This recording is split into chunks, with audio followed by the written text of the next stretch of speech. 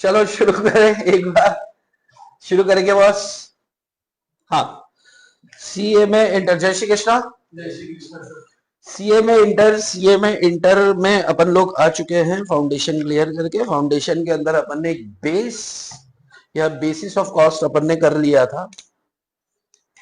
अब कैसे किया, कितना किया, उसका आप ही वाली वारसो भाई। अपन उसमें कुछ हस्तक्षेप नहीं करेंगे ना, किसी पुराने कहानियों को रोने वाले हैं। अपन बिल्कुल ऐसा मान के चलेंगे कि यार कॉस्टिंग आप जीवन में पहली दफा पढ़ रहे हो, ठीक है।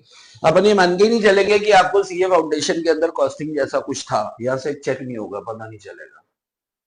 एक सेकंड एंड ओके ओके। अब कॉस्टिंग आपको 100 मार्क्स का पेपर है, ठीक है, बहुत अच्छी बात है। और स्कोर कितने रहे अपने, जरा बता दो फाउंडेशन के। अब मैं सबके तो जान नहीं पाऊंगा यार, इतने सारे बच्चे बैठे हैं। तो ऑनलाइन वालों, मैं आपको एक चीज बता दूं कि हमारी बैच साइज 40 स्टूडेंट्स की है, 34 आ चुके हैं और 6 बच्चों की जगह बस खाली है। कितने बच्चों की जगह खाली है? 6 बच्चों की जगह खाली है। तो अब मैं सबसे तो स्कोर पूछ नहीं पाऊंगा, एक आध दो बच्चों से पूछ लेता हूं, ठीक है, जो मस्ती किया करते हैं। बोले 220, 210, बहुत बढ़िया। आपका 259, अरे वाह, बहुत बढ़िया। चलो ठीक है यार, पास हो गया है। 200 के ऊपर सब अच्छा होता है। ओके, कॉस्टिंग का पेपर आपका 100 मार्क्स का है। 100 मार्क्स के पेपर के अंदर ना आपको कॉस्ट के अंदर इसको 3 पार्ट्स में डिवाइड किया है। एक 40% मार्क पकड़ लो, एक 30% पकड़ लो, तीसरा 30% पकड़ लो। 3 टुकड़ों में। आपने वैसे मॉड्यूल या कुछ देखा, सिलेबस के बारे में कुछ जानकारी ली अभी तक? नहीं ली, बहुत बढ़िया, आप बहुत प्यारे बच्चे। मैं आपको डायरेक्ट स्टडी मटेरियल इनका दिखा देता हूँ। ये आपका स्टडी मटेरियल है कॉस्ट का, कॉस्ट काउंटिंग दिख रहा है क्या बराबर? ओके, ये चले, ये तो टाइम पास है, ये भी टाइम पास है। ये आपका सिलेबस आता है पूरा, देखिए आपको 3 पार्ट्स में है। पहले पार्ट के अंदर इन्होंने 4 चैप्टर देके रखे हुए हैं। मैं सामने आ रहा हूँ, थोड़ा साइड में हो जाता हूँ। पहले पार्ट के अंदर इन्होंने 4 चैप्टर दे रखे हैं। इंट्रोडक्शन टू कॉस्ट अकाउंटिंग, जो 5% यानी कि थ्योरी पोर्शन है। कॉस्ट असेटमेंट, एलिमेंट्स ऑफ कॉस्ट 15% है। ये एलिमेंट्स ऑफ कॉस्ट के अंदर क्या, एक अपन आज ओवरव्यू लेने वाले हैं। ऐसा नहीं है कि हम शुरू नहीं करेंगे, will start the chapter also, but एक ओवरव्यू से अपन लोग स्टार्ट कर रहे हैं कि आप हम क्या देखने वाले हैं पूरे सिलेबस के अंदर। एलिमेंट्स ऑफ कॉस्ट के अंदर क्या आपको बेसिकली एमएलओ से संबंधित कॉस्ट रिकॉर्ड्स के ऊपर अपन चर्चा करेंगे। एमएलओ क्या है? Material labour overheads. ओवरहेड्स क्या होते हैं? एक्सपेंसेस को ओवरहेड्स बोलते हैं। किसको? एक्सपेंसेस को ओवरहेड्स बोलते हैं। मटेरियल, देखो कॉस्टिंग की अगर अपन बात करें ना, तो कॉस्टिंग होता क्या है प्रैक्टिकली, कि कोई भी चीज अपन बना रहे हैं, आप कर रहे हो सीएमए, इस चीज को बिल्कुल गांठ बांध लेना कि कॉस्ट एंड मैनेजमेंट अकाउंटेंट हैं, बनने वाले हैं आप आगे जाकर। फ्यूचर में सबसे ज्यादा आपको काम में आने वाला सब्जेक्ट जो होगा, आपकी नसें जो होंगी, आपकी रक्त वाहिनी जो होगी, वो कॉस्टिंग होने वाला है। क्यों? क्योंकि आप कॉस्ट अकाउंटेंट बनने वाले हैं, बराबर। जैसे एक चार्टर्ड अकाउंटेंट की बात करें, तो एक चार्टर्ड अकाउंटेंट जो होता है वो ऑडिटिंग और टैक्स का किंग होना चाहिए, क्योंकि उसका भविष्य में काम उसी पर है। उसको ऑडिट करना है, टैक्सेशन करना है, बराबर है। ज्ञान सारा दिया जाता है, ज्ञान आपको भी सारा दिया जाता है। आपको लॉ भी पढ़ाया जाता है, आपको अकाउंट्स भी पढ़ाया जाता है, आपको दुनिया की सारी चीजें पढ़ाई जाएगी। मतलब आपको ऐसा नहीं कि सिर्फ कॉस्ट आता है आप गधा बन के निकले, लेकिन कॉस्ट के लिए तो यार आपको घोड़ा होना पड़ेगा। अगर कॉस्ट के लिए भी चार्टर्ड अकाउंटेंट घोड़ा बन गया तो फिर आपकी तो वैल्यू खत्म हो गई ना, समझ है? तो ये सब्जेक्ट को अपन कोशिश ये नहीं करेंगे कि यार इसको कैसे पास करना है, कोशिश ये नहीं करेंगे कि यार सिलेबस कंप्लीट करना है, कोशिश ये करेंगे कि इसमें 80 प्लस मार्क्स कैसे लेकर आए। और 80 प्लस तब आता है जब हमारे अंदर से कॉस्टिंग मतलब खून में मिक्स हो जाना चाहिए। मतलब हम बटन दबाए ना तो प्रिंट आउट निकले कॉन्सेप्ट। वो लेवल पर जब तैयारी करेंगे ना, तब अपने को लगेगा कि हाँ यार अब आने वाला है मजा। तो हमारा बिल्कुल कंसंट्रेशन वहां होने वाला है। चलो, तो सिलेबस की बात करें तो कॉस्ट असेटलमेंट में एलिमेंट्स ऑफ कॉस्ट में अपन एमएलओ के ऊपर बात करेंगे, मटेरियल लेबर ओवरहेड। कोई भी चीज जब बनाई जाती है तो उसमें मटेरियल लगता है। जैसे मान लो ये पेन है, दिखता है क्या? अच्छा, ये ग्रीन है तो ग्रीन नहीं दिखेगा, ये पेन है, दिख रहा है आपको? ग्रीन स्क्रीन में कहा जाता है ना, ये पेन है। ये जो पेन है ये जब बना होगा तो इसमें क्या लगा? ढक्कन लगा, कैप वगैरह ये वो सब, यानी कि मटेरियल लगा। अच्छा, ढक्कन नहीं दिखेगा, स्कीड है, स्कीड डाल। ये मेरा गॉगल बना, गॉगल के अंदर ये ग्लासेस बने होंगे, फ्रेम बना होगा, गॉगल दिख रहा है वैसे ना, और फ्रेम वगैरह ये वो, इसमें प्लास्टिक की स्ट्रिप्स लगी हैं, इसमें स्क्रू लगे हैं, सब क्या है? मटेरियल। बराबर। बनाने वालों ने इधर काम किया होगा, जो लेबर लगी होगी, मशीन भी लगी होगी इसमें। भाई बिना मशीन में सारे फ्रेम रेडी होंगे, लेकिन मशीन का बटन दबाने वाला तो लेबर ही रहा होगा। अरे हाँ, यहाँ मशीन में जब चश्मा बन के निकला होगा तो उसको कवर में पैक तो लेबर ने ही किया होगा। तो मटेरियल लगा होगा इसमें। मान लो कि ये 3,500 का चश्मा है, उदाहरण के तौर पे, है ना? तो अगर ये 3,500 का चश्मा है और इसमें मटेरियल लगा है से 1,500 रुपए का, कितने का? 1,500 रुपए का। 300 रुपए की इसमें लग गई लेबर, तो टोटल कॉस्ट कितना हो गया? 1,800 रुपए। अब अदर ओवरहेड्स, अदर एक्सपेंसेस, और क्या खर्चे हुए होंगे? जिस फैक्ट्री में ये बन रहा होगा, जिस फैक्ट्री में ये बन रहा होगा उसका भाड़ा, जिस फैक्ट्री में ये बन रहा होगा बिजली, जिस फैक्ट्री में ये बन रहा होगा वहां का गार्ड है, उसको भी पैसे दे रहे। ये सब क्या है? अदर एक्सपेंसेस हैं। बात समझ में आती है? अब अदर एक्सपेंसेस डायरेक्ट भी हो सकते हैं, इनडायरेक्ट भी हो सकते हैं, तो उसके ऊपर हम अंदर जाएंगे जब अपन डिटेल में बात करेंगे। लेकिन यहां पर सिर्फ बात करें तो अपन एलिमेंट्स ऑफ कॉस्ट के अंदर अपन एमएलओ से संबंधित रिकॉर्ड्स या उनकी अकाउंटिंग या कैसे उनकी कॉस्टिंग की जाती है, कैलकुलेशंस की जाती हैं, कॉस्ट की कैलकुलेशंस की जाती है, उसके ऊपर हमारा प्रॉपर डिस्कशन होगा। बात समझ में आ रही है? Yes, okay. तीसरा टॉपिक इसके अंदर 40% के कवरेज में आपको है, 10% मार्क्स का, मतलब ये मान के चलो 10 नंबर का क्वेश्चन यहां से आएगा। CAS 1 to CAS 24। जैसे चार्टर्ड अकाउंटेंट के लिए अकाउंटिंग स्टैंडर्ड्स होते हैं, ऐसे ही आपके लिए कॉस्ट अकाउंटिंग स्टैंडर्ड्स होंगे। अकाउंटिंग स्टैंडर्ड आपके लिए भी होंगे, लेकिन आपके कौन से वाले होंगे? कॉस्ट वाले होंगे। और ये 10% का मेजॉरिटी बच्चा ये पकड़ के चलता है, अरे यार ये तो बोरिंग है। यही 10% का आपके जीवन में काम आने वाला है,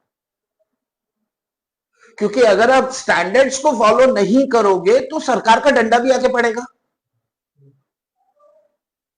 बराबर यार, आप दो बच्चे मस्ती कर रहे हो, आप इधर आके बैठ जाओ, बाकी उधर रहो। अब दो बच्चे इधर आके बैठ जाओ, मेरे को बहुत दूर तक देखना पड़ता है ऐसे ऐसे करके।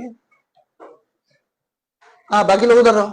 हाँ, उधर ही बैठ रहे, उधर ही बैठ, तू तुम लोग इधर आ जाओ। आगे क्या? चलो, ओके। इधर से दिखता है बराबर?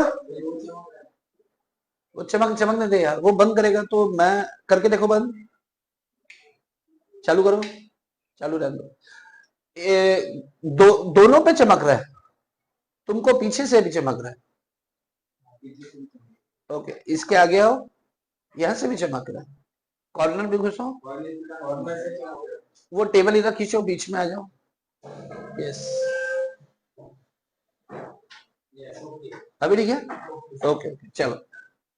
ओके, तो कॉस्ट अकाउंटिंग स्टैंडर्ड्स, ये स्टैंडर्ड्स के ऊपर एक अच्छा है, एकदम पुच्चू पुच्चू छोटे छोटे से हैं, देखेंगे सुनेंगे और खत्म हो जाएंगे। लेकिन जब देखेंगे और सुनेंगे ना तो इसको अपन को समझ के चलना है। रीजन में क्या होता है, देखो ना, जब अपन कॉस्टिंग पढ़ेंगे ना, आगे टेक्निक्स पढ़ेंगे, तो फिर हम जब कैलकुलेशन करेंगे तो मैं बताऊंगा, देखो ये ऐसे होता है, ये ऐसे फॉर्मूला आता है, और ऐसे करते हैं, ये अजम्पशन मान के चलते हैं। ऐसा बोला जाता है ना, अजम्पशन मान के चल रहा है। अजम्पशन समझते हो कि क्वेश्चन जब सॉल्व करते हैं तो हम ये अज्यूम कर लेते हैं कि यार ये तो ऐसा होगा ही। वो जो अज्यूम करते हो आती कहां से है सोच? वो अकाउंटिंग स्टैंडर्ड से आती है। पकड़ में आ रही है? तो अब अजम्पशन नहीं, अपन CAS का रेफरेंस देंगे कि भैया ये पर्टिकुलर कैलकुलेशन जो हमने किया है ना, ये CAS में ऐसा कहा है, इसलिए हम ये टेक्निक को फॉलो कर रहे हैं। बराबर? ओके। तो मेरी नजर में ये जो है बहुत ही ज्यादा आईएमपी होने वाला है जीवन के लिए। इंटर लेवल के लिए अगर हम बात करें तो 10 नंबर का आएगा, इसका मतलब इतना ज्यादा औकात नहीं है। लेकिन अपन बात करें कि अपन को अच्छा सीए में बनना है, सिर्फ पास होना है, तो ये अपने हाथ में है। ठीक है, ओके।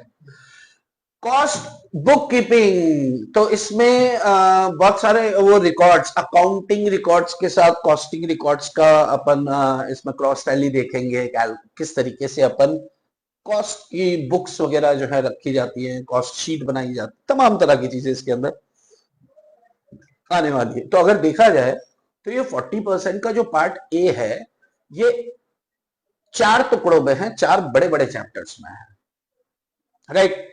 उसके बाद आता है मेथड्स ऑफ कॉस्टिंग। मेथड्स के अंदर ये 30% का आपका मेथड्स है, इसमें तमाम तरह के मेथड्स हम देखने वाले हैं, इसको थोड़ा स्किप करो। उसके बाद आएगी कॉस्ट अकाउंटिंग टेक्निक्स। आपने सुना तो होगा यार, कॉस्ट अकाउंटिंग टेक्निक कौन कौन सी होती है, कुछ नाम वाम सुना है क्या? क्या क्या सुना है? अब्जॉर्प्शन कॉस्टिंग सुना है? मार्जिनल सुना है? और मार्जिनल सुना है? Budget, budgetary control. इसके अंदर कॉस्ट अकाउंटिंग टेक्निक्स 30% का है। और ये मान के चलो कि अगर सीएस आपका आधार है, तो ये कॉस्ट अकाउंटिंग टेक्निक्स में भी मार्जिनल और ये जो तीनों चैप्टर्स है ना, ये आपको सीए में फाइनल में वापस आने वाले हैं। यानी कि मान के चलो कि यहां बेस है और फाइनल में आगे है, और उसके बाद जीवन भर आप मार्जिनल कॉस्टिंग को इस्तेमाल करोगे अगर आप एक बड़ी पोस्ट पे जाते हो। आप प्रैक्टिकली सोचो कि अगर आप किसी ऑर्गेनाइजेशन के सीएम में लेवल आप अचीव करने के बाद किसी कंपनी के जो क्या करती है, मैन्युफैक्चरिंग में है, मैन्युफैक्चरिंग वाली में ही अपने लोग का काम है ना। अब वहां पे आपको डिसीजन लेना है। डिसीजन क्या लेना है? भैया कैमरा है, ये कैमरा हम खरीद के बेचते हैं तो हम 500 रुपए कमाते हैं, ये कैमरा हम बना के बेचेंगे तो 1200 रुपए कमाएंगे। तो क्या हमें खरीद के बेचना चाहिए कि बना के बेचना चाहिए? तो यहां पर हम डिसीजन लेने की उस पे खड़े होंगे, बराबर है ना। वो डिसीजन मेकिंग के जितने भी जीवन में डिसीजन से संबंधित बातें होंगी, सब माइनर कॉस्टिंग से निकल के आने वाली। तो प्रैक्टिकल पॉइंट ऑफ व्यू से एक नंबर चीज है। देखो, अभी मैं ये सिलेबस को आपको यहां पे दिखा देता हूं। अरे कहां गया? इसमें देते नहीं है क्या? Topics, introduction to cost, cost accounting techniques. Hmm. हाँ, एक सेकंड मैं दिखा रहा हूँ। ओके, चलो भाई, चलो भाई। हाँ, ये कॉस्ट अकाउंटिंग टेक्निक्स का ये सिलेबस आपके आपके सामने दिख रहा है आपको। सबसे पहले मार्जिनल कॉस्टिंग है, उसके बाद स्टैंडर्ड कॉस्टिंग। स्टैंडर्ड कॉस्टिंग नाम सुना? सुना सुना लगता है, या सुना सुना लगता है? बताओ जरा। सुना सुना। Budget, budgetary control. बजट पता है कैसे बनता है बजट? प्रोजेक्ट रिपोर्ट समझ गए? प्रोजेक्ट रिपोर्ट सुना है? सुना है प्रोजेक्ट रिपोर्ट? सुने हो क्या? अरे पूछ रहा हूँ रे बाबा। नहीं सुना? हाँ, नहीं सुना, नहीं सुना यार, उसमें कौन सी बड़ी बात है, सारी चीज थोड़ी सुन के रखेंगे। देखो, ग्रामर है। ओके, सुनो।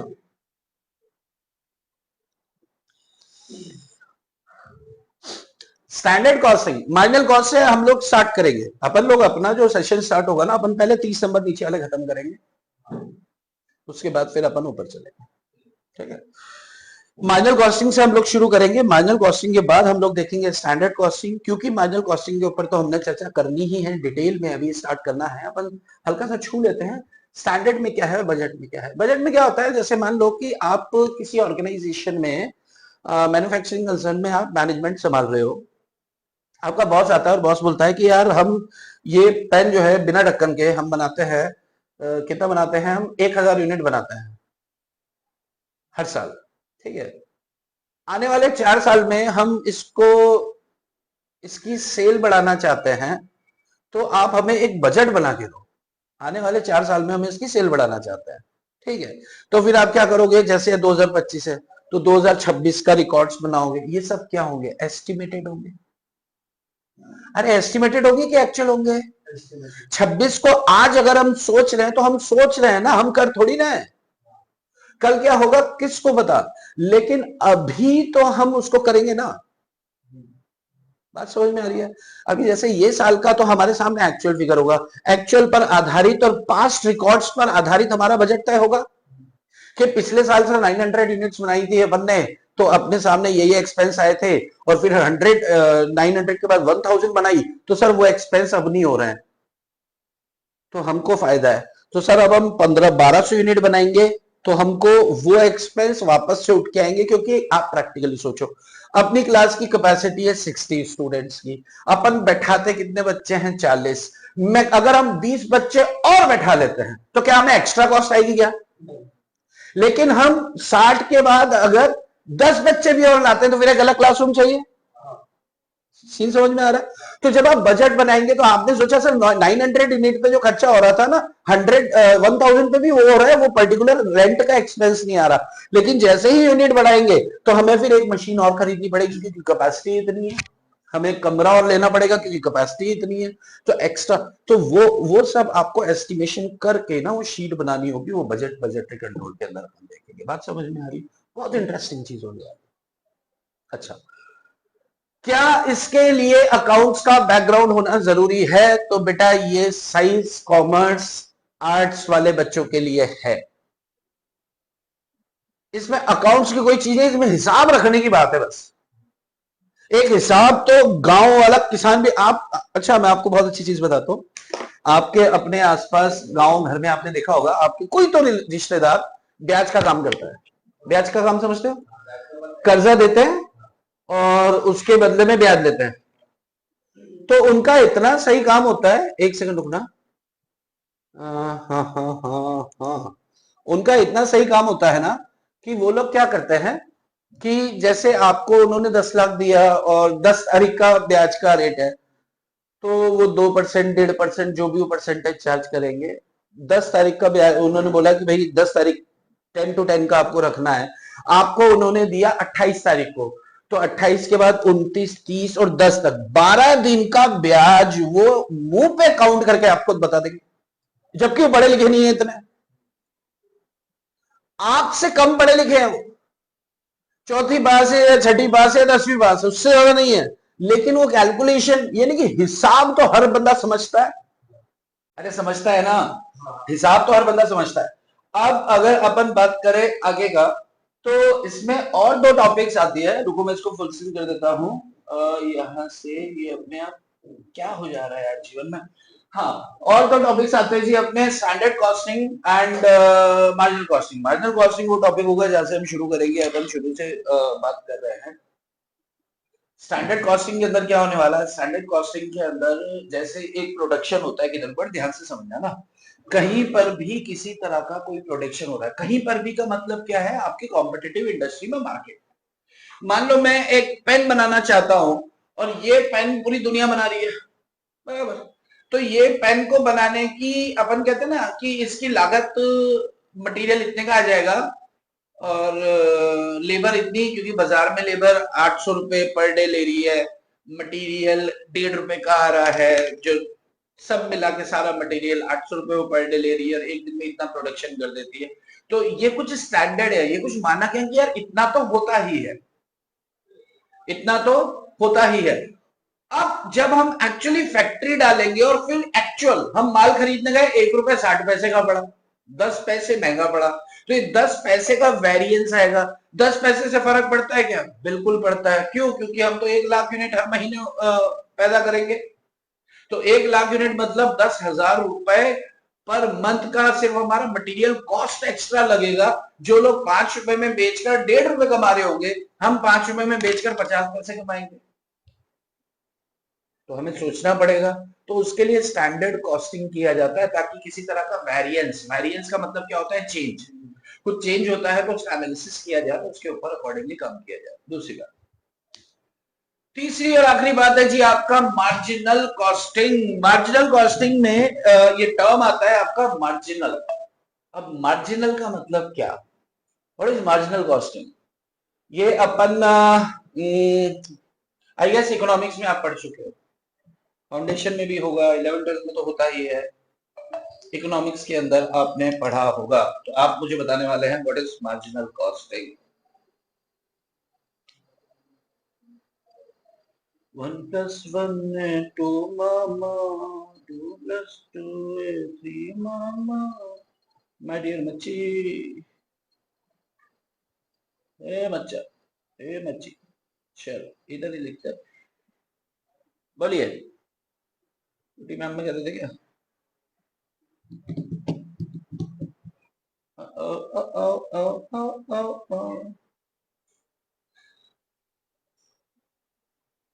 चलिए बोलिए।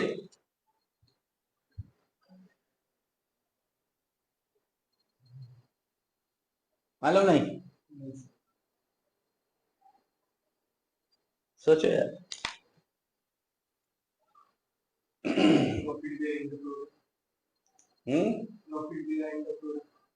थोड़ा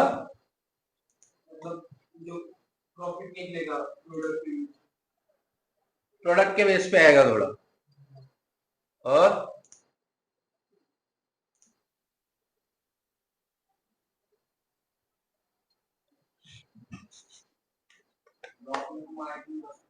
जो अपने को मार्जिन बचता है उसको मार्जिन नल बोल देते हैं। बहुत बढ़िया। चल एक छोटा सा ब्रेक ले रहा हूँ। ब्रेक के दौरान आपको क्या सोचना है? मार्जिनल एक 10 सेकंड का ब्रेक है। 15 फेस टू फेस वालों के लिए 15 मिनट का और लाइव के लिए 10 सेकंड का। ठीक है, चलो break is over, break is over. अभी स्टार्ट करते हैं हम लोग मार्जिनल कॉस्टिंग। ब्रेक पे हम इसलिए गए थे क्योंकि थोड़ा सा टेक्निकल थोड़ा इशू आ रहा था स्टार्ट करते करते, बट अब स्टार्ट करते हैं। मार्जिनल कॉस्टिंग पूरे कॉस्टिंग की जान है भाई साहब। क्यों? डिसीजन मेकिंग जब करनी होती है तो बहुत सारे कॉस्ट अकाउंटेंट जो होते हैं वो किसका सहारा लेते हैं? वो मार्जिनल कॉस्टिंग का सहारा लेते हैं। यही था। ओके, अब मुझे एक चीज बताओ, हमने इकोनॉमिक्स में कभी पढ़ा था मार्जिनल कॉस्ट क्या होता है कि एक एक्स्ट्रा यूनिट बनाने का कितना कॉस्ट आता है, that is marginal costing. Yes, याद आ रहा है कुछ? कि एक अतिरिक्त इकाई बनाने पर जो हमें बेनिफिट होता है या कॉस्ट आता है तो उसे अपन क्या बोलते हैं? मार्जिनल कॉस्ट कहते हैं। बड़े ध्यान से समझना, कॉन्सेप्चुअली अगर अपन इसको समझ लेंगे ना, ये मान के चलो कि ये 2 दिन के अंदर खत्म हो जाएगा। कितने दिन में खत्म हो जाएगा? 2 दिन के अंदर। एग्जाम पॉइंट ऑफ व्यू से ये 12 to 15 मंथ्स, यानी कि सबसे ज्यादा इंपॉर्टेंट चैप्टर है, छोटा सा चैप्टर है। कॉन्सेप्ट्स की बात करें 2 दिन में खत्म। क्वेश्चंस तो फिर जितना मर्जी अपन करेंगे, और वो क्वेश्चन करते करते करते करते हमको जाएगा 5-7 दिन जाएगा। होमवर्क भी करने हैं आपको, दूंगा। मुझे बस 2 चीजें बता दो, वेरिएबल कॉस्ट और फिक्स कॉस्ट और सेल्स और प्रॉफिट। क्या इन चारों टर्म से वाकिफ है? आप समझते हैं क्या होते हैं? वेरिएबल कॉस्ट, फिक्स कॉस्ट समझते हो? बताओ। बार बार चेंज हो सकता है, कब कब होता है? कब कब चेंज होता है? क्वांटिटी ज्यादा बढ़ाने तो चेंज होगा, क्वांटिटी कम करेंगे तो चेंज होगा। क्वांटिटी अगर बढ़ाएंगे तो बढ़ेगा, और क्वांटिटी घटाएंगे तो मतलब कॉस्ट चेंज हो सकती है। पूछ रहा हूँ, वेरिएबल कॉस्ट अगर जैसे आपने बोला कि साहब अगर हम प्रोडक्शन बढ़ाते हैं तो फिर हमारा वेरिएबल कॉस्ट जो है वो बढ़ जाता है, लेकिन अगर प्रोडक्शन घटाएंगे तो क्या वेरिएबल कॉस्ट कम होगा? यस।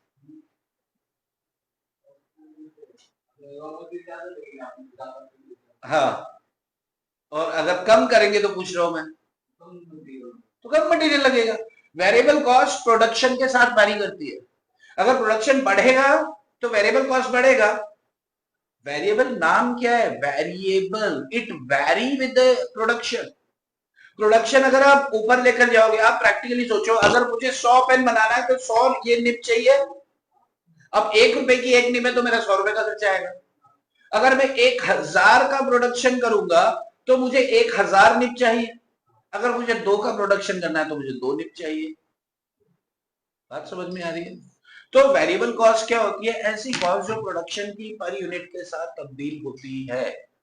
1 यूनिट आप वो बढ़ाओगे सेल्स या प्रोडक्शन, तो 1 यूनिट का वेरिएबल कॉस्ट लग जाएगा।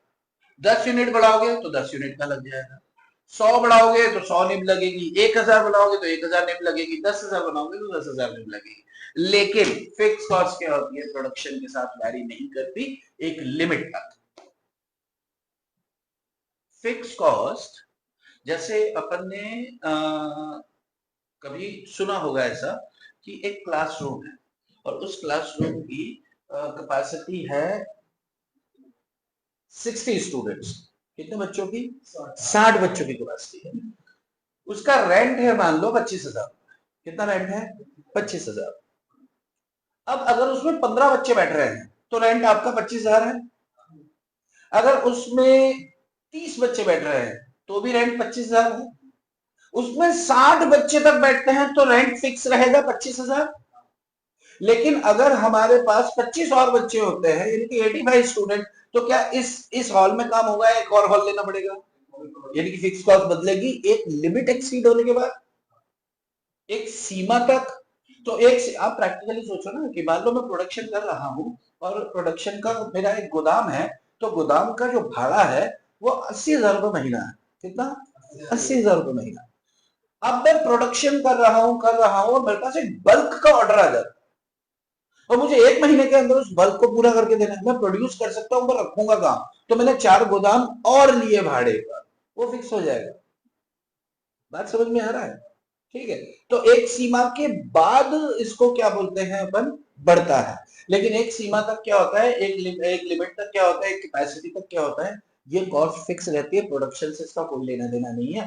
2 बच्चे बैठेंगे तो भी 25,000 देना और 25 बच्चे बैठेंगे तो भी 25,000 देना। फर्क है दोनों में। अब एक बात बोलू क्या? समझ में आया दोनों क्या है? अगर आपने वेरिएबल कॉस्ट और फिक्स कॉस्ट समझ लिया, मार्जिनल कॉस्ट खत्म हो गया। अगर ये दोनों टर्म आपने समझ लिया तो मार्जिनल कॉस्ट खत्म हो गया, मान के चलो आप। देखो कैसे, अभी आगे बात करते हैं। अगर मैं ऐसा कहूं कि variable cost per unit fix होती है और fix cost per unit very करती है, वेरिएबल होती है, तो क्या ये स्टेटमेंट ट्रू होगा या फॉल्स होगा? फिर से सुनो, variable cost per unit fix होती है कि वेरी करती है?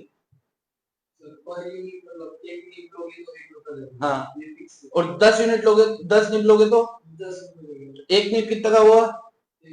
1 ही रुपए का हुआ। तो variable cost per unit fix तो हुई। आप फॉल्स क्यों बोल रहे हो? नहीं, वो देखो एक सीमा के बाद, अच्छा डिस्काउंट भी देगा तो भी पर यूनिट तो फिक्स रहेगी सर। लेकिन मान लो आपने 10,000 खरीदी, उससे बोला 20% डिस्काउंट, यानी कि 1 रुपए की जगह 80 पैसे। तो अब वो 10,000 यूनिट की 80 पैसे है कि किसी की 80, किसी की 80, किसी की क्या, किसी की क्या, वो तो फिक्स रहेगी ना। हाँ, तो ये स्टेटमेंट ट्रू है कि फॉल्स? पहला वाला ट्रू है या दूसरा वाला ट्रू है? दोनों ट्रू है, एक ट्रू एक फॉल्स, क्या है मेरे को समझाओ। पहला वाला तो ट्रू लग रहा है। देखो देखो देखो देखो देखो देखो देखो मैं क्या बोल रहा हूँ, वेरिएबल कॉस्ट और फिक्स कॉस्ट समझ लिए ना, काम हो जाएगा। मान लो आपकी प्रोडक्शन हो रहा है 1000 पेन का, ठीक है? 1000 पेन आप प्रोड्यूस कर, इसके अंदर रॉ मटेरियल लग रहा है 6 रुपीज पर पेन। यानी कि कितना लग रहा है, 6,000 रुपए। ठीक है, तो अब मुझे बताओ, अच्छा, और रेंट जो हम पे कर रहे हैं, रेंट दे रहे हैं 12,000, रेंट दे रहे हैं हम 12,000, ठीक है। तो अगर हम इसकी सिर्फ ये दो कॉस्ट इंग्रेडिएंट्स हमारे सामने है, मान लो सिर्फ रॉ मटेरियल लग रहा है और रेंट लग रहा है, वैसे लेबर भी, रॉ मटेरियल एंड लेबर कर देता हूं मैं इसको। एक पेन बनाने के लिए हम 1 रुपया दे रहे हैं, 5 रुपए का मटेरियल ला रहे हैं, तो टोटल वेरिएबल हम क्या कह रहे हैं, हम क्या कर रहे हैं, 6 रुपए पे कर रहे हैं। आप प्रैक्टिकली सोचो कि कोई प्रोडक्शन करने के लिए क्या लेबर भी वेरिएबल होती है, तो जवाब है यस, डिपेंड करता है, डिपेंड करता है। कुछ ऐसी लेबर हम रखते हैं कि भैया जितनी यूनिट बनाएगा, मान लो हमारा एक कोऑपरेटिव सोसाइटी है और हम क्या करते हो, सीख से टोकरी बनवाते हैं, टोकरी समझते हो जिसके अंदर, तो उसको बोल के रखते हैं भैया हम 40 रुपए एक टोकरी के देंगे। या मान लो हमारा रेडीमेड गारमेंट्स का काम है, हमने बहुत सारे गांव में टेलर कर रखे हैं, एक शर्ट के तुम्हें 40 रुपए देंगे, जितनी शर्ट प्रोड्यूस करेगा उतने पैसे देंगे, बराबर है ना। तो ये वेरिएबल है कि फिक्स है, वेरिएबल है। लेकिन हमारे कारखाने के अंदर एक गार्ड है, उसका प्रोडक्शन से कोई लेना देना नहीं हो, तो खड़ा है, खड़ा का खड़ा रहेगा, उसको 15,000 हम तनख्वाह दे रहे हैं, वो वेरिएबल है कि फिक्स है, वो फिक्स है। तो लेबर फिक्स भी हो सकती है, वेरिएबल भी हो सकती है, डिपेंड करता है, हमें समझना है कि क्या ये प्रोडक्शन से डायरेक्टली रिलेटेड है क्या, अगर हाँ तो फिर वो वेरिएबल में आ जाएगी।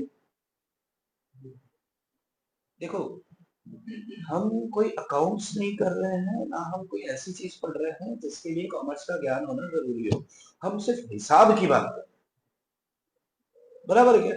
और हिसाब क्या कह रहे हैं यहाँ पे कि हाँ यार उनको तो प्रति यूनिट के हिसाब से होगा, तो पर यूनिट का 6 रुपए का यहाँ पे आपको कॉस्ट आ रहा है, बराबर, और आपका भाड़ा पड़ रहा है 12,000 रुपए का।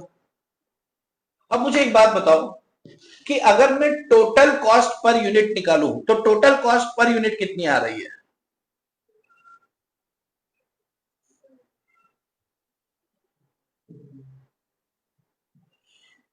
रॉ मटेरियल की कितनी आ रही है,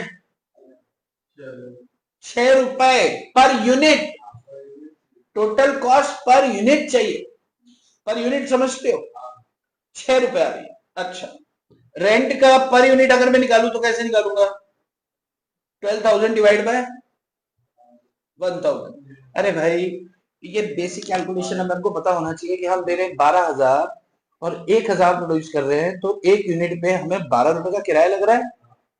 अरे हाँ, यहाँ तो हमारी रेंट पर यूनिट की अगर बात करें इस प्रोडक्शन लेवल पे, तो हमारा टोटल कॉस्ट होता है 18 रुपए। बात समझ में आ रही है। अच्छा, अब मुझे एक चीज बताना, अगर आप बता पाए तो ये मान के चलना कि आपका थोड़ा सा कुछ तो समझ में आया, क्योंकि देखो कॉन्सेप्ट पकड़ लिए ना, क्वेश्चन आएंगे अच्छे, अच्छे का मतलब ये होता है कि कॉन्सेप्ट नहीं तो क्वेश्चन नहीं बनेगा, समझ के चलना। प्रोडक्शन, मान लो प्रोडक्शन होता है 2,000 यूनिट्स, प्रोडक्शन कितना होता है 2,000 यूनिट, लेबर को रॉ मटेरियल तो उतना ही आएगा। अरे यार रॉ मटेरियल पर यूनिट कितना है, 6 रुपए है, तो ये 6 की जगह कितना 1,000 लग जाएगा, 12 लग जाएगा, यस। लेकिन पर यूनिट तो 6 ही रहेगा। अच्छा, रेंट में कोई तब्दीली हो रही है क्या, रेंट 12,000 का 12,000 रहेगा। अब क्या आप मुझे रेंट पर यूनिट निकाल के बता सकते हो, 6 रुपए कैसे आएगा, 12,000 divide by 2,000 is equals to ₹6 per unit. अब टोटल कॉस्ट कितनी हो जाएगी, 6 + 6 12 यूनिट। यहां पर देखो रॉ मटेरियल 6 रुपए था, रॉ मटेरियल 6 रुपए है, तो variable cost per unit fix होती है, 6 का 6 है, लेकिन fix cost per unit very करती है प्रोडक्शन के साथ। पहले प्रोडक्शन 1,000 यूनिट था, 12 रुपए कॉस्ट वाली थी यार हमारी, अभी प्रोडक्शन कितना हो गया है 2,000 यूनिट, तो हमारी कॉस्ट टूट के कम आ गई। अगर प्रोडक्शन हमारा मान लो 500 यूनिट्स हो जाता, प्रोडक्शन 500 यूनिट, तो ये तो 6 की 6 रहती, लेकिन ये रेंट 12,000 डिवाइड बाय 500 करते, तो कितना हो जाता है ये माय डियर बच्चा 24 हो जाता। Very good. तो फिर ये हो जाता 24, यानी कि प्रोडक्शन के बढ़ने और प्रोडक्शन के घटने के साथ साथ फिक्स कॉस्ट पर यूनिट भी चेंज होती है।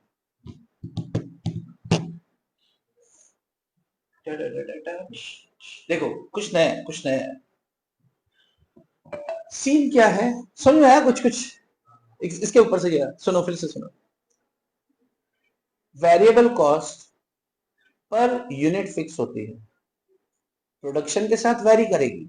अगर ये 1 रुपए की निब है तो निब तो 1 ही रुपए की रहेगी, लेकिन अगर टोटल वेरिएबल कॉस्ट की बात करें 100 बनाएंगे तो 100 रुपए लगेंगे, 1000 बनाएंगे तो 1000 रुपए लगेंगे। यानी कि टोटल कॉस्ट जो वेरिएबल कॉस्ट है ना वो वेरी करेगी लेकिन पर यूनिट फिक्स रहेगी। यहां पर fix cost, total fix cost हमेशा फिक्स रहेगी लेकिन पर यूनिट वेरी करेगी। क्यों? प्रोडक्शन जैसे जैसे बढ़ेगा वो फिक्स कॉस्ट को तोड़ता चला जाएगा।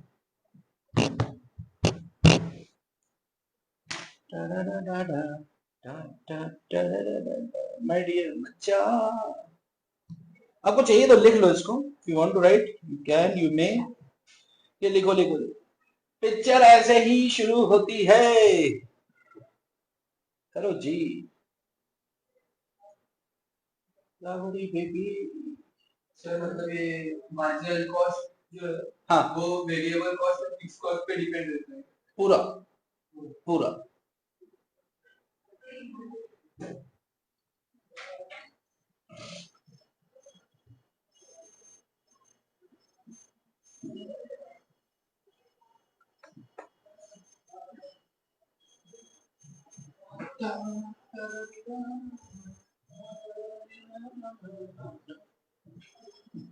आप लोग जो रिकॉर्डिंग वाले हैं पॉज करके लिख लीजिए भाई। जो रिकॉर्डिंग वाले हैं वो ओ चलो लिख लो आप, मैं वक्त दे रहा हूँ फटाफट फटाफट से। यही है ना? ओके अभी ये दे दो यहाँ।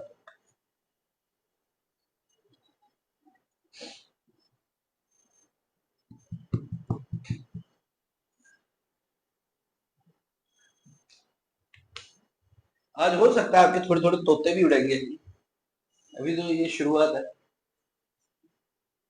बट अगर चीजों को समझने की कोशिश करोगे ना आसान बातें हैं, मतलब वही बातें हैं जो बाजार में कोई भी समझता है।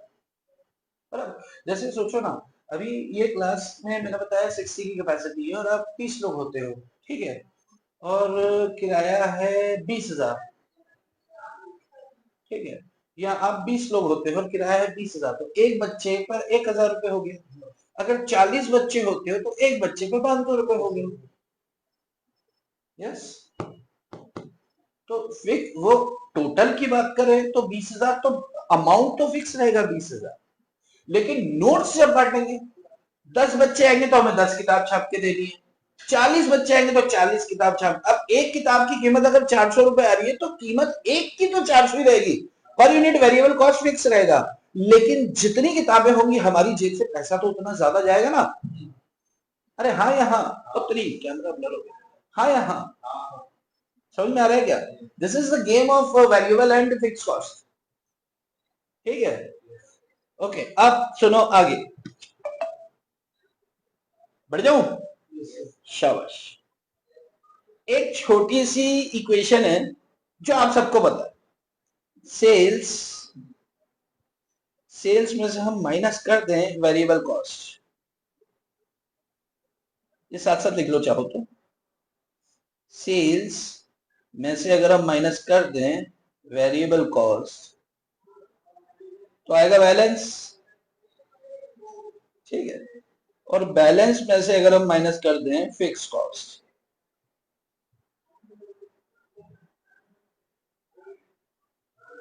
तो हमारे पास क्या आ जाएगा जी? प्रॉफिट आ जाएगा।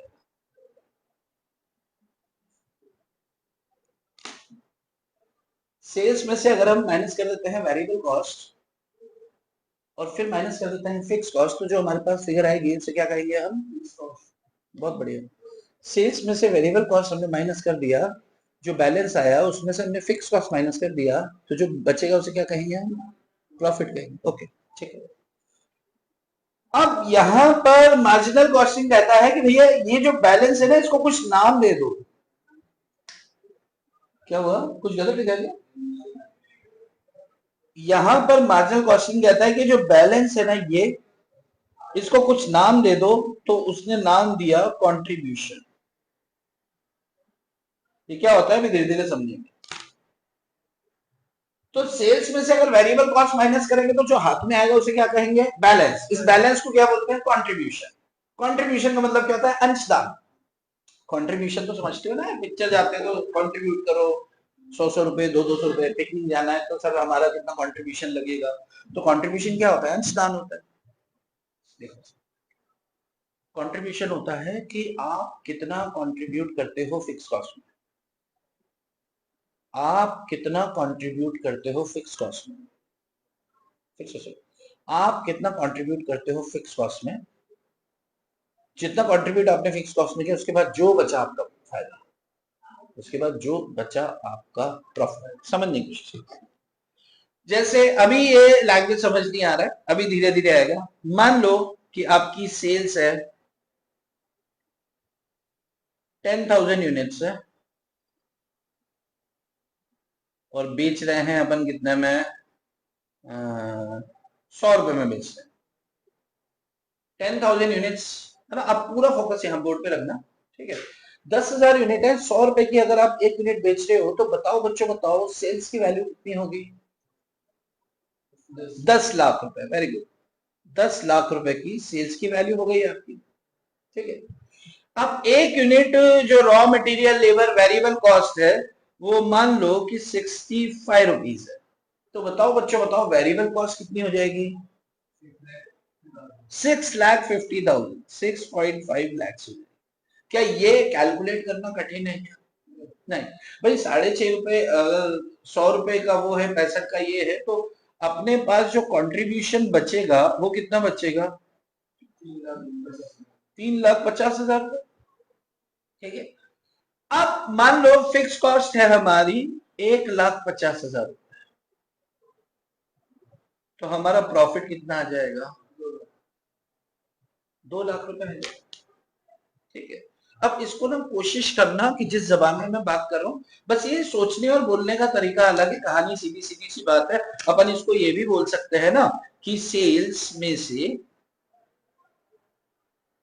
में से वेरिएबल कॉस्ट माइनस किया, फिक्स कॉस्ट माइनस किया, और सामने आ गया प्रॉफिट। ऐसा बोल सकते हैं क्या? इस इक्वेशन को हम ऐसे लिख सकते हैं क्या कि सेल्स में से टोटल कॉस्ट माइनस किया, हमारे सामने आ गया प्रॉफिट। बोल सकते हैं? अरे हाँ। क्या हम इसको ऐसे बोल सकते हैं क्या? सेल्स में से वेरिएबल कॉस्ट माइनस किया, हमारे हाथ में आ गया कंट्रीब्यूशन। कंट्रीब्यूशन में दो फिगर्स हैं, कौन कौन सी हैं? कंट्रीब्यूशन में दो फिगर कौन कौन सी हैं? Very good. कंट्रीब्यूशन में दो फिगर है, फिक्स कॉस्ट एंड प्रॉफिट। अरे कंट्रीब्यूशन 3.5 लाख है, इसमें 1.5 लाख रुपए का आपका प्रॉफिट, 1.5 लाख का फिक्स कॉस्ट है, 2 लाख का प्रॉफिट है। तो कंट्रीब्यूशन में दो फिगर कौन कौन सी है? अरे बाबा चलो, थोड़ी देर के लिए ऐसे नहीं पूछता हूं। इस इक्वेशन को आपको प्लस माइनस और थोड़ा गणित आता है ना, ये इक्वेशन है। अगर मैं फिक्स कॉस्ट को उस साइड ले जाऊंगा तो क्या होगा? इस फिक्स कॉस्ट को मैं यहां से उठा के इधर लेके जाऊंगा तो क्या होगा? ये प्लस होगा, ये माइनस का प्लस, इतना मालूम है क्या? क्या मैं इस इक्वेशन को ऐसे लिख सकता हूं क्या? Sales minus variable cost is equal to fix cost plus profit. क्या मैं ऐसे लिख सकता हूं? Sales minus variable cost is equal to contribution. ये तो हमने सीखा है। तो contribution is equal to fix cost plus profit also. तो क्या मैं ऐसा लिख सकता हूं क्या कि मुझे अगर कंट्रीब्यूशन चाहिए और मेरे पास ना सेल्स दिया है ना वेरिएबल कॉस्ट दिया है, तो मैं कंट्रीब्यूशन कैसे निकालूंगा? अगर मेरे पास फिक्स कॉस्ट या प्रॉफिट है तो भी मैं कंट्रीब्यूशन निकाल सकता हूं क्या? वो चार ही शब्द को इधर उधर घुमा रहे हैं और कुछ नहीं कर रहे हैं। क्या कठिन हो रही है क्या बात? हाँ, उल्टा लिखा है सीधा लिखा है। ये क्या क्या होगा जब क्वेश्चन आएगा ना, तो क्वेश्चन में ऐसा तो है नहीं कि आपको ऐसे परोस के देगा कि बेटा ये तेरी सेल्स है, ये तेरा वेरिएबल कॉस्ट है, निकालो कंट्रीब्यूशन। तो हो सकता है आपको फिक्स कॉस्ट दे देगा, प्रॉफिट निकालने का तरीका दे देगा और बोलेगा बताओ आपका कंट्रीब्यूशन कितना। तो फिर हम बोलेंगे रुक बताते तेरे को, तो प्रॉफिट निकालेंगे, उसको फिक्स कॉस्ट में ऐड करेंगे, काम सामने आ जाएगा। लेकिन अगर ये रिलेशनशिप हमें पता नहीं होगा तो हम सेल्स और वेरिएबल कॉस्ट को ढूंढते फिरेंगे पूरे क्वेश्चन में। तो हमें हर आयाम से पकड़ में आना चाहिए कि यार ये फॉर्मूला किधर किधर से जा रहा है। ओके क्या? ओके, बात समझ में आ रहा है? Sales minus variable cost minus fix cost is equal to profit. पुटे इधर से दिखाता हूं। उसके बाद sales minus total cost, fix cost plus variable को टोटल किया हमने, प्रॉफिट आ गया। Sales minus variable cost is equal to contribution. Sales minus variable cost is equal to fix cost plus profit भी कर सकते हैं हम, एक ही इक्वेशन को ले रहे हैं। और contribution is equal to fix cost plus profit, ये हमने यहां पर देखा। क्लियर?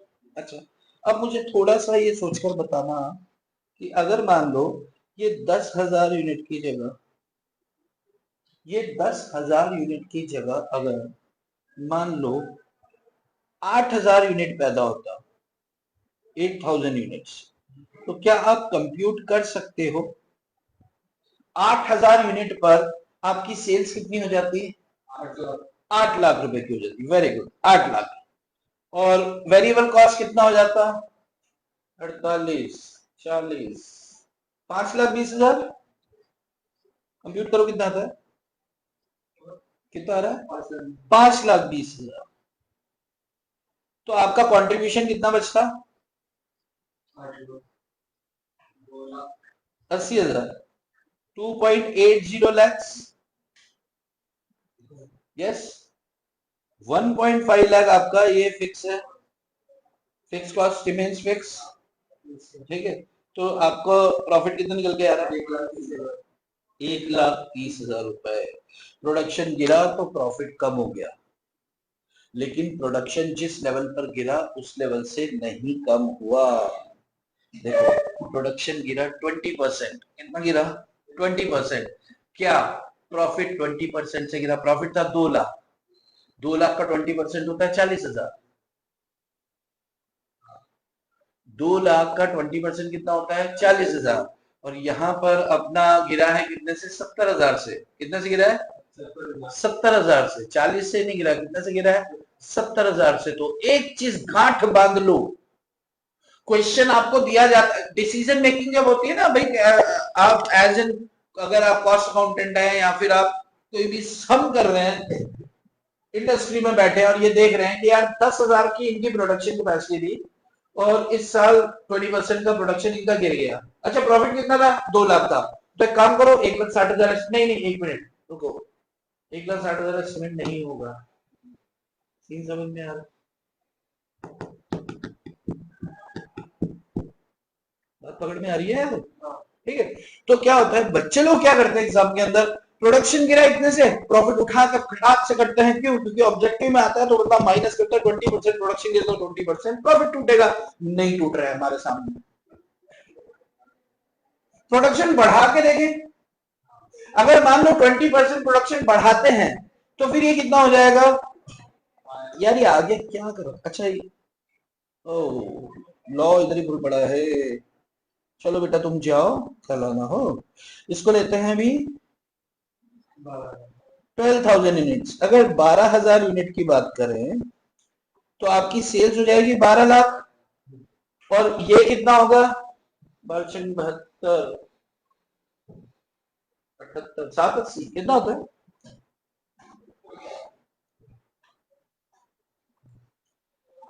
फिगर बोलो, अरे बोलो रे, 65% निकालो रे। 7,80,000, बहुत बढ़िया। तो कंट्रीब्यूशन कितना आ रहा है आपका? 4,20, 4,20,000। और इसमें से आपका प्रॉफिट हो रहा है 1.50 लाख। गलत कर दिया मैंने। हाँ फिक्स कॉस्ट करेंगे। फिक्स कॉस्ट मैंने कुछ और बोला। अच्छा मेरे अभी प्रॉफिट बोल दिया मैंने।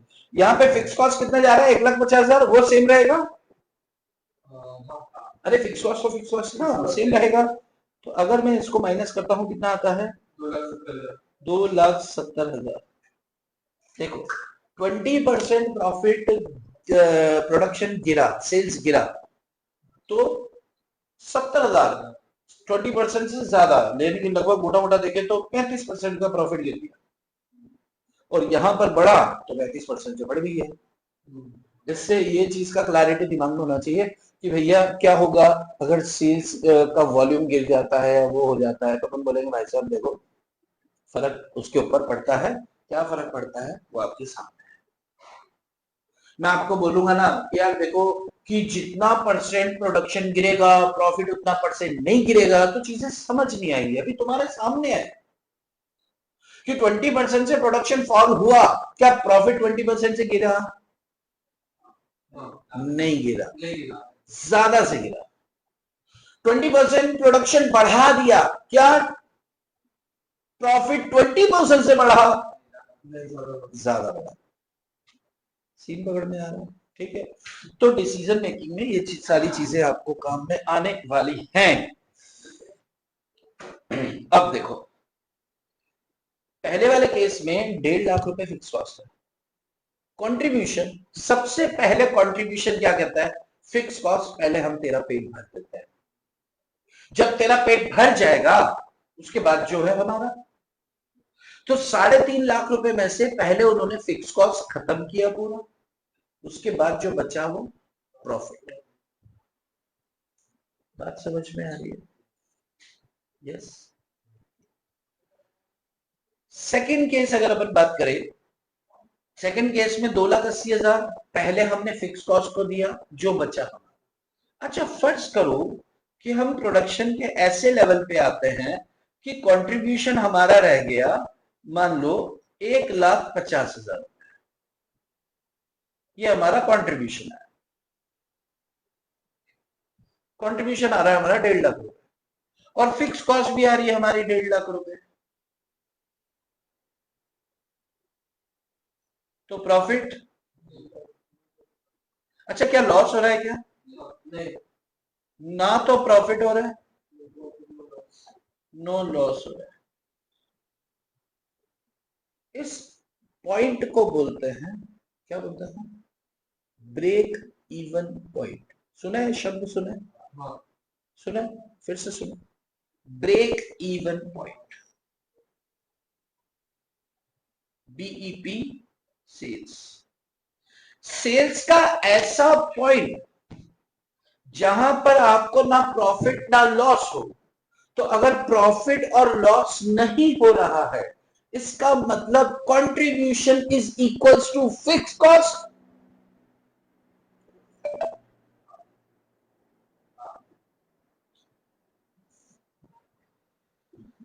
समझ में आ रही है चीजें? मैं लिखने को दूंगा, वैसे मैंने लिखने को दिया है पूरा, ये लिख चुके हैं आप फॉर्मूलाज वगैरह साथ साथ। अच्छा नहीं लिखे हो, चलो लिखने में लास्ट में दूंगा मैं आपको। और ऑनलाइन वालों आप पॉज करके लिख लेना, मैं आपको दे रहा हूँ 1 सेकंड के लिए, आप लोग नहीं, ऑनलाइन जो रिकॉर्डेड वाले हैं पॉज करो। आप लिख चुके हैं, वेरी गुड। यहाँ आ जाओ, पॉज कीजिए भाई, पॉज। वाओ, आप लिख चुके हैं और आप ये भी कर चुके हैं। चलो अभी आ गया, देखना। हाँ हाँ हाँ हाँ हाँ हाँ हाँ, देखो सेल्स, हम सिर्फ आज क्या कर रहे हैं, टाइम पास कर रहे हैं। आज क्या कर रहे हैं अपन, टाइम पास कर रहे हैं, है ना। सेल्स में से अपन ने क्या किया, वेरिएबल कॉस्ट माइनस किया फिक्स कॉस्ट, हमारे पास आया प्रॉफिट। यस, हमने सेल्स में से वेरिएबल कॉस्ट माइनस किया, हमने बोला भैया इसे कंट्रीब्यूशन भी बोलते हैं, बराबर है। हमने सेल्स में से वेरिएबल कॉस्ट माइनस किया, हमने कंट्रीब्यूशन को खोल के दिखाना चाहा, तो क्या आया, fix cost plus profit.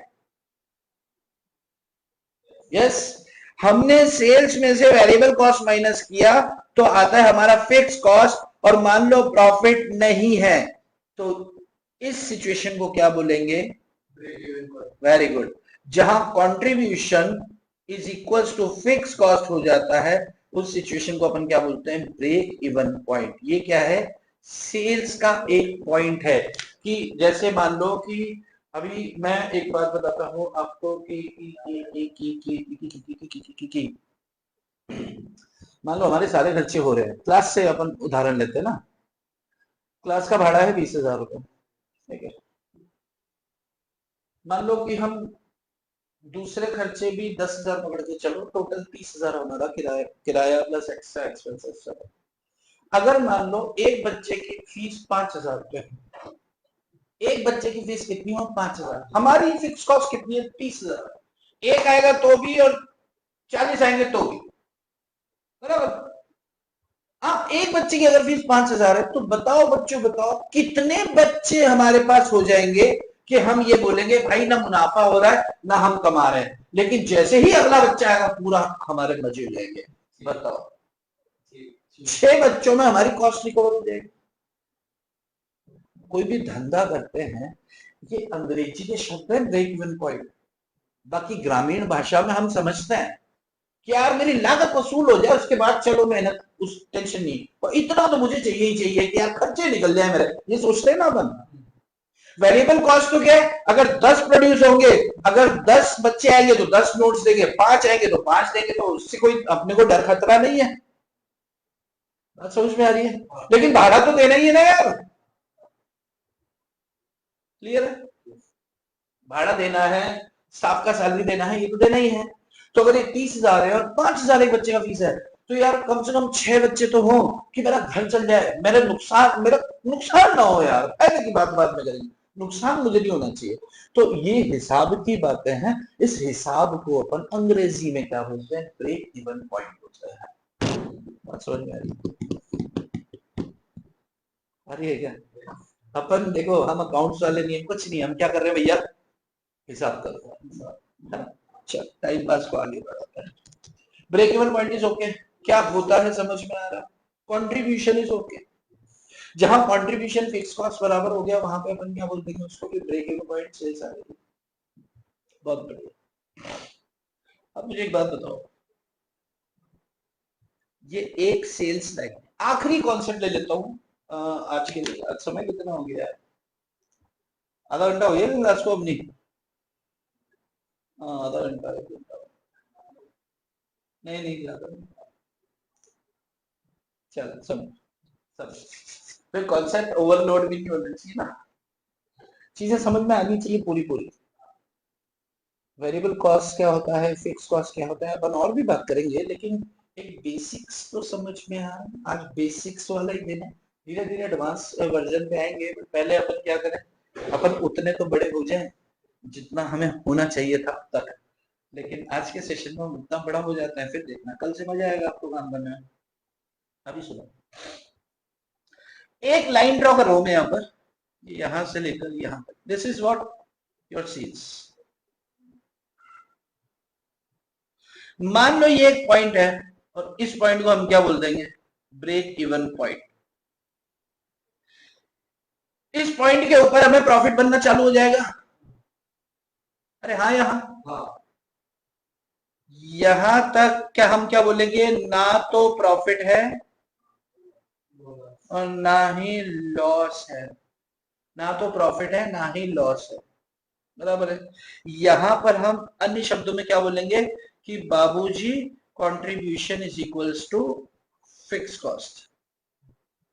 Contribution fix cost के बराबर है, क्योंकि सेल्स में से वेरिएबल कॉस्ट हमने माइनस किया, हमारे हाथ में है कंट्रीब्यूशन। उस कंट्रीब्यूशन में से हमने फिक्स कॉस्ट माइनस किया तो फिक्स कॉस्ट पूरा ही खा गया। क्या नुकसान हुआ? नहीं नहीं, 1 रुपया भी ऊपर नहीं है, हमारा पूरा खर्चा हो गया बराबर। अच्छी बात है। तो contribution is equal to fix cost, no profit no loss. अच्छा, इसके आगे से क्या हमें प्रॉफिट होगा? यस। उसके बाद जितनी यूनिट बेचेंगे, मान लो आपने 10,000 यूनिट्स बनाई, समझना, एट द रेट 10 ईच। समझते हुए चलना, अभी कोई क्वेश्चन नहीं देख रहे हैं अपन। ये आपकी सेल्स है, मान लो इसका वेरिएबल कॉस्ट जो है एट 7 ईच, तो कितना हो गया भाई साहब, 3 रुपीज पर यूनिट कंट्रीब्यूशन आ गया। अरे हाँ यहाँ हाँ अगर इसको वैल्यू में निकालें तो 30,000 हो गया। हाँ 30,000। मैं स्पीड में तो नहीं चल रहा हूँ यार, एक बेसिक अपने को बात बन रही है। तो अगर मैं बोलूं कि कंट्रीब्यूशन कितना हुआ है यार, तो 10,000 इंटू 3 इज इक्वल्स टू 30,000। अरे हाँ यहाँ okay, this is what contribution. अगर मान लो फिक्स कॉस्ट हमारी 30,000 ही थी, फिक्स कॉस्ट मान लो इधर इतना था, तो हमें प्रॉफिट कुछ हुआ ना, प्रॉफिट हुआ ना लॉस हुआ, कुछ नहीं हुआ। क्लियर है? अच्छा अब मुझे बताओ, हमने 12,000 यूनिट्स बनाई। देखो मैं आपको एक शॉर्टकट भी बताऊंगा, लेकिन आप थोड़ा सा समझने की कोशिश करना। 12,000 यूनिट बना रहे हैं एट 10 रुपीज ईच, सेल रहे हैं, सेल कर रहे हैं। मुझे बताओ इसमें प्रॉफिट कितना आएगा, खत्म, प्रॉफिट निकालो इसका,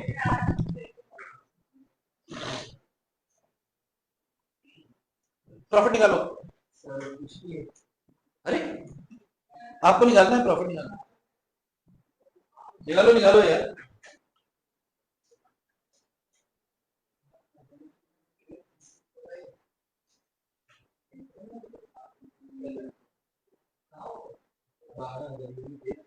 एक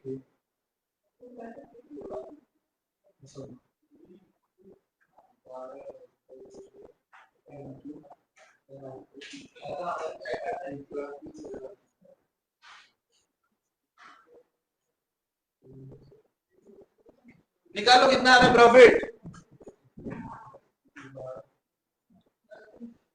अरे बाबा, वेरिएबल कॉस्ट कितना है? किसी ने प्रॉफिट निकाल के दिया है 36,000 रुपए।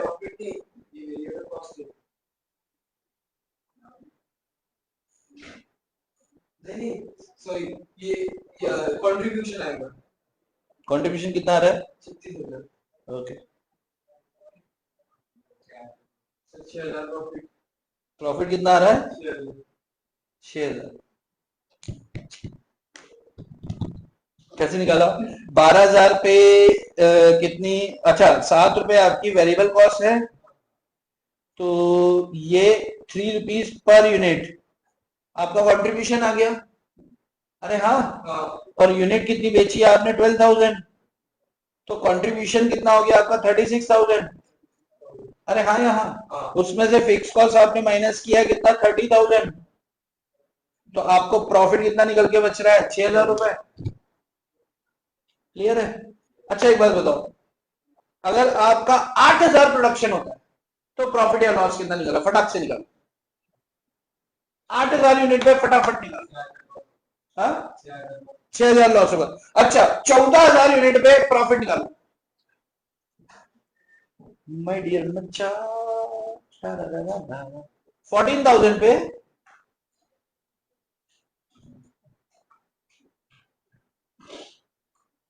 What I want to teach you, अभी मैं आपको बताता है, लेकिन अभी तुम करो ये ऑनलाइन, पॉज करके लिखो रे।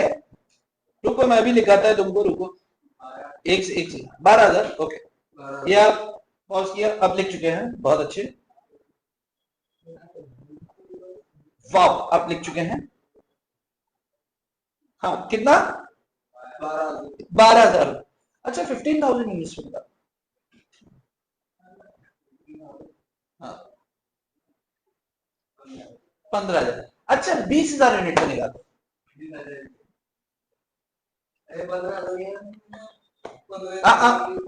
20,000 यूनिट पे निकालो, आप 15 पे निकालो और 20 पे निकालो। ऑनलाइन ऑनलाइन जनता रिकॉर्डेड करो रे। हाँ 30,000, 50,000 यूनिट पे निकालो अब।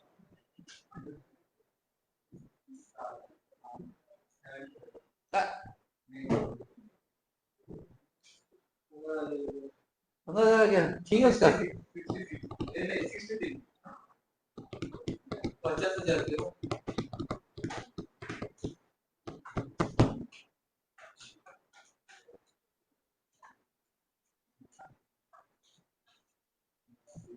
एक बार visa.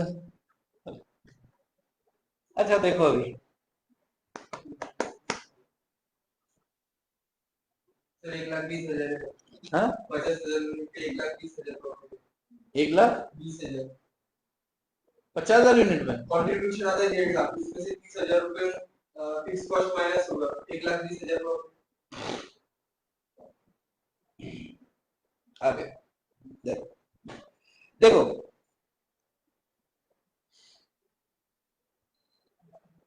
Break even point, break even point ऐसा पॉइंट है जहां पर ना प्रॉफिट है ना लॉस है, यानी कि कंट्रीब्यूशन पूरा पैसा कंट्रीब्यूशन क्या करता है, फिक्स कॉस्ट को दे देता है, बराबर है। अब अगर एक यूनिट भी हम बेचें, एक यूनिट भी हम बेचेंगे तो क्या हमें अब कोई फिक्स कॉस्ट लगेगी? नहीं, यानी कि अब हर यूनिट पर contribution is equals to profit. मतलब 50,000 एक भी बेचा तो यहां पर हमारे 10,000 यूनिट पर हमारा ब्रेक इवन पॉइंट आ रहा है। This is BEP sales 10,000 units. अगर हम 10,000 एक बेचते हैं तो एक यूनिट पे हम 3 रुपए कमाएंगे, क्योंकि कंट्रीब्यूशन जो आएगा और उसमें से हम माइनस करेंगे नीचे तो कुछ है ही नहीं। क्यों? क्योंकि फिक्स कॉस्ट को ब्रेक इवन तक ले लिया ना हमने। अरे लिया कि नहीं लिया? यस, समझना। 10,000 यूनिट्स पर हमारी सेल्स 10 रुपए से, हमारी ये सेल्स है 10 रुपए से 1,00,000 रुपए हमको दे रही है, बराबर है। हमारा वेरिएबल कॉस्ट 10,000 यूनिट्स पर एट द रेट ऑफ 70,000 हमारा आ रहा है, तो हमारा 30,000 जो है ये कंट्रीब्यूशन होता है। अरे हाँ, हमारी फिक्स कॉस्ट अगर 30,000 रुपए है तो हमारा ना प्रॉफिट ना लॉस कुछ नहीं आ रहा है। इस सिचुएशन को क्या कहेंगे भैया? ब्रेक इवन पॉइंट है। ब्रेक इवन पॉइंट यानी कि 10,000 यूनिट तक हमारा कंट्रीब्यूशन पूरा फिक्स कॉस्ट को कंट्रीब्यूट कर रहा था, अंशदान दे रहा था कि यार पहले फिक्स कॉस्ट को कवर करना है, पहले फिक्स कॉस्ट में कंट्रीब्यूशन करेंगे, उसके बाद देखेंगे हमारा जो बचेगा बचेगा। Yes, okay. अब मान लो हम क्या करते हैं, 12,000 यूनिट्स बनाते हैं एट 10 ईच, तो 1,20,000 होता है ना। और यहां पर अपने को 12,84 84,000 हमारी क्या आ जाती है वेरिएबल कॉस्ट। हमारा कंट्रीब्यूशन आया 36,000, इसमें से हमने 30,000 फिक्स कॉस्ट माइनस किया तो हमारा प्रॉफिट आ गया कितना? 6,000 रुपए। 60 कर दिया, 6 हो गया। यस, क्या हम इसे इंक्रीमेंटल तौर पे कर सकते हैं? आप समझना, इंक्रीमेंटल कैसे करते हैं? इंक्रीमेंटल मतलब 10,000 यूनिट का तो कर चुके और 2,000 यूनिट का हम निकालते हैं इंक्रीमेंटल।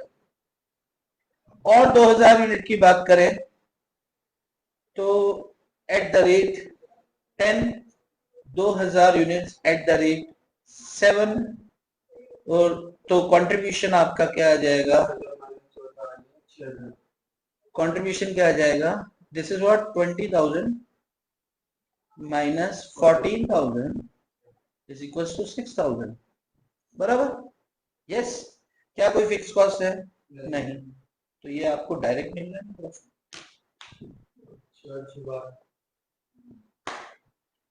प्रॉफिट डायरेक्ट मिल रहा है ना। सर इंक्रीमेंटल तो इसमें ऐड होगा ना, तो 10,000 में होगा ना। 10,000 यूनिट थी, अभी 12 है, तो 10,000 का तो आपने ब्रेक इवन तक निकाला, तो कोई प्रॉफिट कोई लॉस नहीं। एक्स्ट्रा 2,000 यूनिट का निकाल रहे हैं अपन इंक्रीमेंटल, ये इंक्रीमेंटल है। तो आपके पास ऑप्शन एक ये है और ऑप्शन सेकंड ये है, आप जैसे चाहे कंप्यूट करो, दोनों में प्रॉफिट 6,000 आ रहा है। छेड़ आ जाता है, मतलब कहीं भी दिखे छेड़ दो। वो 6,000 है, वो पहला ऑप्शन है, मैंने बोला ऐसे सॉल्व करो, नहीं तो वैसे करो। आपको समझ आ रही बात? फिर अभी भी ऊपर है। आ गया ना? हाँ तो मैं क्या कह रहा हूँ नहीं आएगी। अरे हम मेहनत कर रहे हैं, ऐसे कैसे नहीं आएगी भाई। सुनो ऊपर आते हैं। टोटल सेल्स में दो पॉइंट्स होते हैं, एक पॉइंट होता है ब्रेक इवन और एक होता है टोटल सेल्स। अगर आप ब्रेक इवन से नीचे हैं मतलब आप लॉस खा रहे हैं, और ब्रेक इवन के ऊपर है मतलब आप प्रॉफिट में जा रहे हैं। हाँ, ब्रेक इवन से जैसे ही ऊपर जाओगे आप सेफ्टी साइड जा रहे हो। यस, ब्रेक इवन से अगर कम आते हो तो आप डेंजर साइड हो, लेकिन ब्रेक इवन से ऊपर जा रहे हो तो सेफ्टी साइड हो। तो इस सेफ्टी को मार्जिनल कॉस्टिंग में मार्जिन ऑफ सेफ्टी कहते हैं। इसको क्या बोलते हैं जी? मार्जिन। सुना है ये? MOS, margin of safety. समझना, सेल्स के दो टुकड़े, एक ब्रेक इवन और एक आगे। तो जो ब्रेक इवन जीरो से एक लिमिट जहां तक आपको नो प्रॉफिट नो लॉस उस पॉइंट को ब्रेक इवन, ब्रेक इवन के बाद जितनी यूनिट बेचोगे वो सब क्या कहलाएंगी? Margin of safety. तो break even point plus margin of safety is equal to what? Total sales. अपनी लाइन में सामने, अरे लाइन दिख रही है ना ये वाली? सेल्स में क्या हुआ? अच्छा, अभी यहां पर अगर हम बात करें तो मार्जिन ऑफ सेफ्टी क्या हो गई? 2000 यूनिट्स, क्योंकि 10,000 तक तो ब्रेक इवन था। MOS 2000 यूनिट और टोटल 12,000 यूनिट्स। क्लियर है? ब्रेक इवन सिर्फ फिक्स कॉस्ट की बात करेगा। ब्रेक इवन सिर्फ फिक्स कॉस्ट की बात करेगा, मार्जिन ऑफ सेफ्टी सिर्फ प्रॉफिट की बात करेगा, और टोटल सेल्स पूरे कंट्रीब्यूशन की बात करेगा। तो कंट्रीब्यूशन के दो टुकड़े, पहला टुकड़ा फिक्स कॉस्ट और दूसरा टुकड़ा आपका प्रॉफिट। तो पहला फिक्स कॉस्ट ब्रेक इवन में कवर किया, तो अभी दूसरा टुकड़ा किधर आएगा? MOS में। दो टुकड़ों में सेल है। हाँ, कितना कठिन हो गया। फिर से देखो सेल्स जो है, सेल्स दो टुकड़ों। देखो जो इस सेशन को बड़े ध्यान से देखेगा भी ना और रुक के समझेगा, नहीं समझ में आएगा फिर से जाएगा सुनेगा, कोशिश अपन कर रहे हैं कि जीरो लेवल को भी बात पकड़ में आए, है ना। देखो सेल्स को अपन दो टुकड़ों में हमने बांटा, एक ब्रेक इवन पॉइंट और एक margin of safety. Break even point तक आप, अच्छा अगर हम सेल्स की बात करें तो सेल्स के केस में contribution is equal to fix cost plus profit है। ठीक है, यहां पर contribution is equal to fix cost है, क्योंकि फिक्स कॉस्ट में आके सब खत्म हो जाता है, हमारे पास कुछ बचता ही नहीं है। इसी को बोलते हैं कि भैया पूरा पूरा लग गया और कुछ ना प्रॉफिट ना loss. Contribution, sales minus variable cost is equal to contribution minus fix cost is equal to profit. लेकिन अगर प्रॉफिट आया ही नहीं तो it means contribution is equal to fix cost. अब बात करें मार्जिन ऑफ सेफ्टी में, contribution is equal to profit.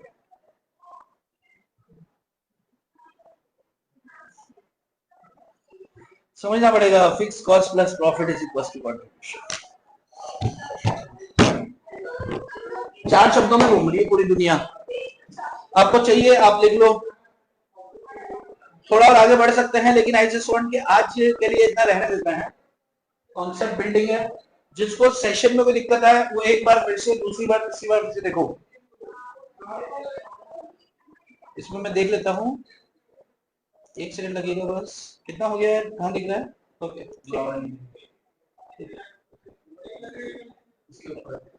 Okay okay, चलो आपको मैं दे रहा हूं लिखने के लिए, आप लिख चुके हैं ऑनलाइन रिकॉर्डेड।